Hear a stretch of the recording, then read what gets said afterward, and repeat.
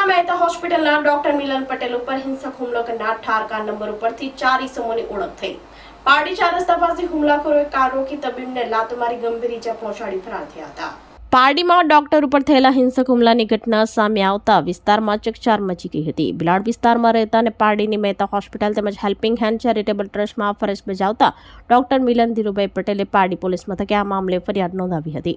તબીબ પોતાના પરિવાર સાથે પારડીમાં રહે છે। તેમની પત્ની શિક્ષિકા તરીકે ફરજ બજાવે છે અને દીકરી મેડિકલ ક્ષેત્રમાં અભ્યાસ કરી રહી છે। ગત 8 મે 2024 રાત્રે તેઓ પોતાની પત્નીને લેવા માટે તેમની કાર નંબર JJ15 CP 2006 લઈને બિલાડ તરફ ગયા હતા। જે બાદ બંને પારડી તરફ ઘરે પરત ફરી રહ્યા હતા ત્યારે પારડી 4 રસ્તા નજીક સર્વિસ રોડ ઉપર પહોંચતા એક કાળા રંગની 4-વ્હીલર કાર તેમની કારની સામે આવી હતી। કાર ચાલક બેદરકારીપૂર્વક વાહન ચલાવી ટ્રાફિક જામ સર્જી રહ્યો હતો। ડોક્ટરે પોતાની કાર સાઈડમાં લેવાનો પ્રયાસ કર્યો છતાંય સામેની કાર વારંવાર અવરોધ ઊભો કરી રહી હતી।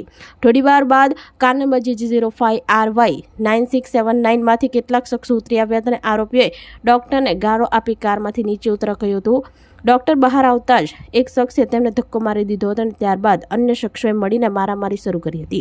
ઈસમોએ તબીબને આંખ, ચહેરા અને શરીરના અન્ય ભાગોમાં લાતો મારી ગંભીર ઈજા પહોંચાડી હતી। ડોક્ટર વચ્ચે બચાવ કરવાનો પ્રયાસ કર્યો હતો છતાંય આરોપીઓ વધુ ઉગ્ર બન્યા હતા। હુમલા દરમિયાન જાનથી મારી નાખવાની ધમકી પણ આપવામાં આવી હોવાનું ફરિયાદમાં ઉલ્લેખાયું છે।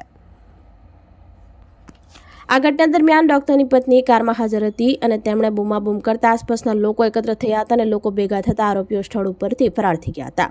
હુમલામાં ઇજાગ્રસ્ત બનેલા ડોક્ટરે પહેલા સારવાર લીધી અને ત્યારબાદ બીજા દિવસે પારડી પોલીસ સ્ટેશન ખાતે ફરિયાદ નોંધાવી હતી।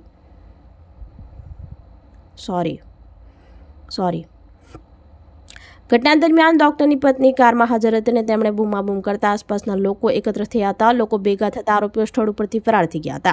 હુમલામાં ઇજાગ્રસ્ત બનેલા ડોક્ટરે પહેલા સારવાર લીધી અને ત્યારબાદ બીજા દિવસે પારડી પોલીસ સ્ટેશન ખાતે લેખિત ફરિયાદ નોંધાવી હતી।